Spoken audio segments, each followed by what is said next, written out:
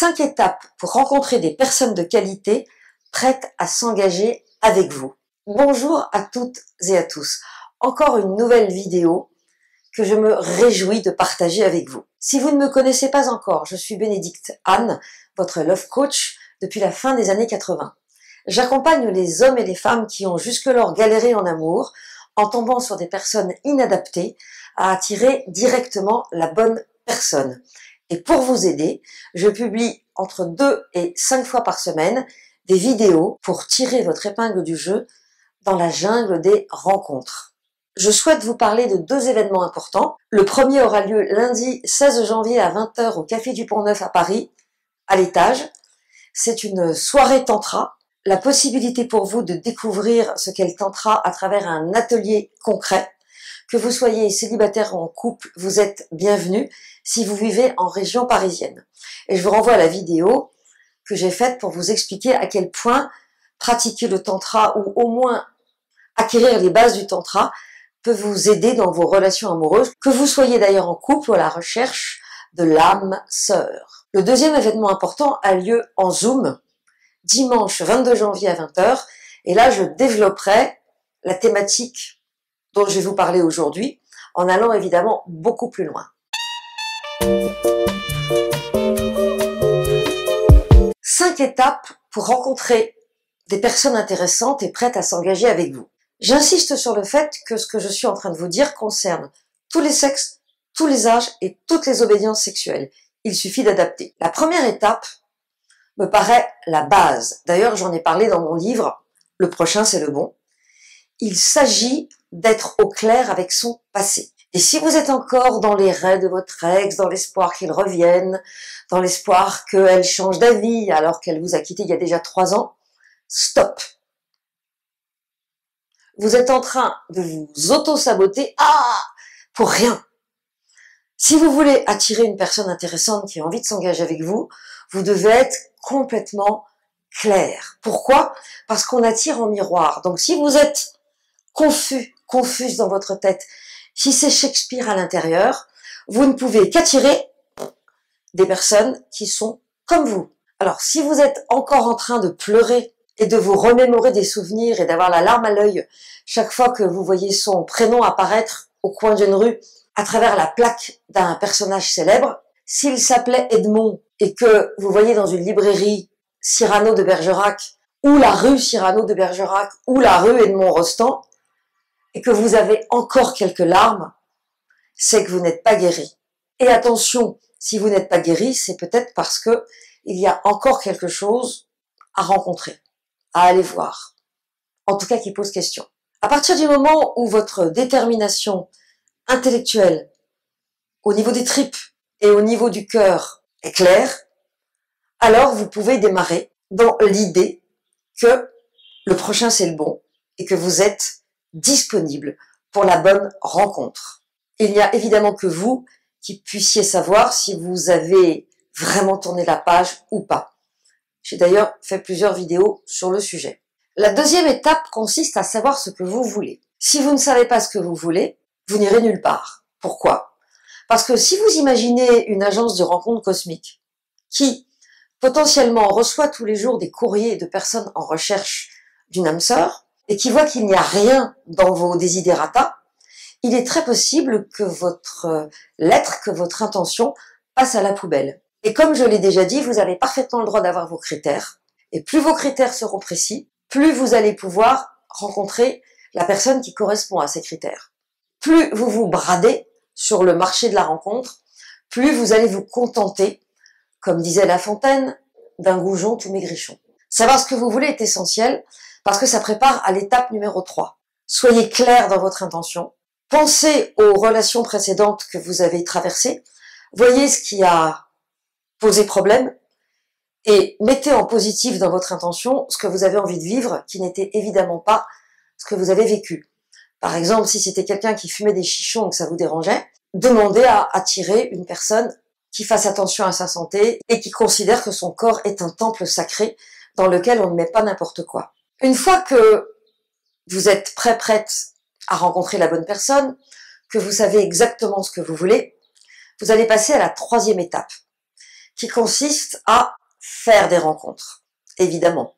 Donc vous allez démultiplier les rencontres, et à travers les apps, et à travers la vraie vie, parce que la vraie vie est en train de prendre le dessus sur les applications, dans la mesure où les hommes et les femmes qui fréquentent ces dernières sont saturés de mensonges, de personnes qui disparaissent, de comportements irrespectueux et d'envois sur WhatsApp du sexe de monsieur en érection ou de madame qui explique qu'elle aime qu'on lui fasse des cadeaux.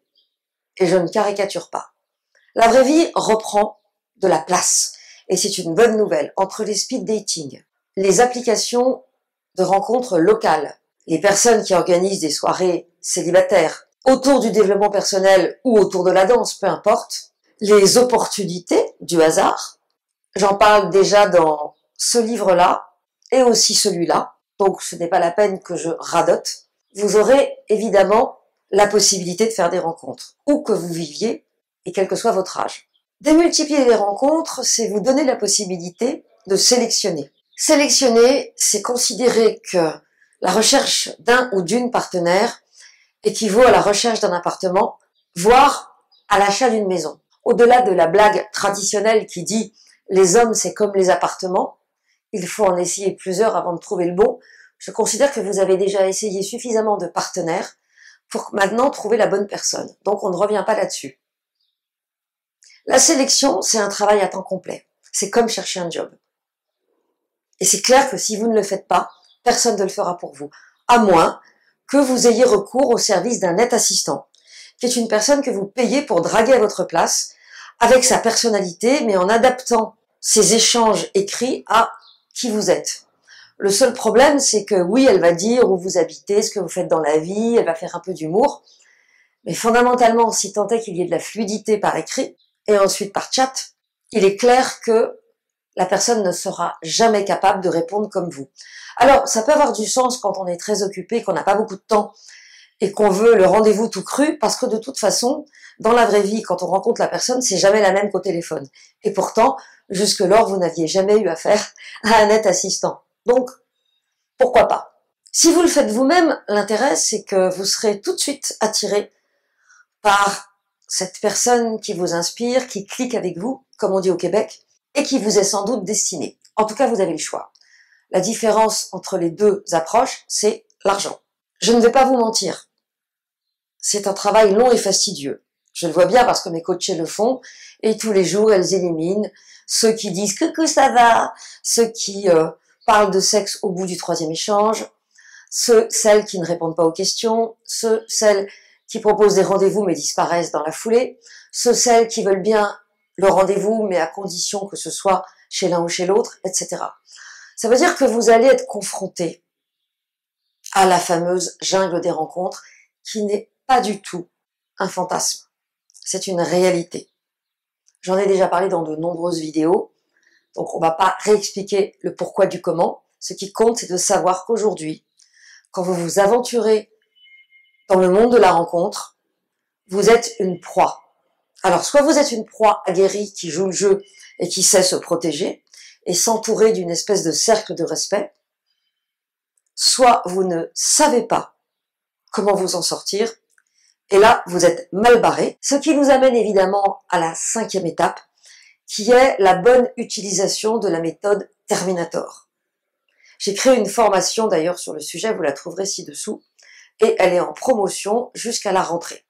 Cette méthode va vous permettre d'éliminer les personnes qui ne correspondent pas et de faire entrer dans l'entonnoir les quelques personnes susceptibles d'avoir une alchimie avec vous. Je vous le dis, ça n'est pas facile, mais si vous le faites sérieusement, comme une bonne élève, comme un bon élève, vous obtiendrez un résultat. La méthode Terminator va vous apprendre à vous respecter, à vous faire respecter certes, mais aussi à décoder ce que les hommes et les femmes ont dans le ventre et à vous positionner pour voir ce qui se passe si vous changez d'attitude. Sachez-le une bonne fois pour toutes, vous allez beaucoup éliminer et il n'en restera qu'un, il n'en restera qu'une. Et c'est cette personne qui vous intéresse. Alors l'écueil, ce serait peut-être de dire « Ah non, c'est trop compliqué, j'arrête ». Ou alors, peut-être, de prendre la première personne qui correspond à peu près par lassitude, ce qui serait à mon avis une mauvaise idée. Et toute la question est de savoir quel est l'équilibre entre votre vrai désir, vos critères, et la part de vous qui se sabote. Parce que si vous prenez quelqu'un en attendant mieux, est-ce que c'est du sabotage ou est-ce que c'est la personne la plus adaptée à vous que vous avez pu trouver? Et c'est une vraie question. Parce que je pense à une de mes coachées qui est avec un homme depuis 6 mois. Je l'accompagne pour qu'elle reste avec cet homme qui n'était pas tout à fait parfait, mais qui était tout à fait perfectible. Et honnêtement, ça se passe bien, il remplit beaucoup de cases. Il est fondamentalement gentil. Et la raison pour laquelle elle voulait le quitter, c'est qu'il était trop gentil. Normal, cet homme n'a eu qu'une femme dans sa vie, l'a aimé profondément. Et du coup, lui, il est resté quelques dizaines d'années en arrière. Donc, il ne sait rien du monde de la rencontre. Et il a eu la chance de tomber sur elle tout de suite. Elle avait peur que ce soit trop tôt, etc. Et en fait, pas du tout. Et ça fait maintenant plus de 6 mois, d'ailleurs je dis 6 mois, mais ça doit faire 8 mois. Ils font des week-ends, ça se passe très bien, à pas mal de niveaux. Et je la rattrape à chaque fois qu'elle veut le quitter, et qu'elle repart dans le fantasme de son ex, qui était, oui, effectivement, plus bling-bling, mais qui lui a fait tellement de misère. À preuve, elle a découvert, au moment du divorce, avec l'avocat, que monsieur, entre-temps, avait fait un autre enfant dans son dos. Donc, cette subtile nuance entre « je me sabote »,« ah j'ai mal, ah oui mais ça fait du bien », et je suis donc en lien avec les mémoriaux de mon histoire familiale, et ça n'est pas la bonne personne, est extrêmement subtil. C'est pour ça que dans mon groupe de coaching, le Love Circle, j'accompagne toutes les personnes pendant les premières rencontres pour qu'elles ne se trompent pas. Mais rassurez-vous, la plupart du temps, le premier post qu'elles envoient me permet de savoir que ce n'est pas la bonne personne. Parce que quand on est dedans, et quand l'autre a l'heure de vous plaire, de vous charmer, et de vous exciter, même on peut le dire, généralement ça pue. Mais une fois sur 100, sur 500, n'oubliez pas l'entonnoir, ça ne pue pas. Et c'est celui-là qui vous intéresse. Alors que celui qui paie pas de mine, celle qui est cool en apparence, qui vous paraît presque acquise, est peut-être bien plus intéressante que ce que vous imaginez. Et il est hors de question de se brader, j'insiste, et de choisir une personne qui ne vous plaît pas vraiment. Critère numéro 1, est-ce que j'ai envie de l'embrasser? Critère numéro 2, est-ce que j'ai envie de me coller à sa peau? Critère numéro 3, est-ce que j'ai envie de le séduire, de me faire beau, de me faire belle? Critère numéro 4, est-ce qu'intellectuellement ça fit? Critère numéro 5, est-ce qu'on a les mêmes valeurs? Je les ai mises dans le désordre, mais dans l'ordre de l'évolution d'une relation. Et vous? Est-ce que vous vous êtes déjà bradé? Est-ce que vous avez déjà accepté une histoire avec quelqu'un qui n'était pas votre genre? Et vous vous en êtes mordu les doigts? Est-ce qu'au contraire, votre exigence vous a poussé à des extrêmes tels que vous vivez dans une mare de solitude depuis plus de 10 ans? Dites-le moi dans les commentaires, je serai ravie de vous répondre. Merci d'avoir regardé cette vidéo jusqu'au bout, merci de la liker si elle vous a plu, de la partager si vous pensez qu'elle peut aider des personnes de votre environnement, et à très vite pour une nouvelle vidéo.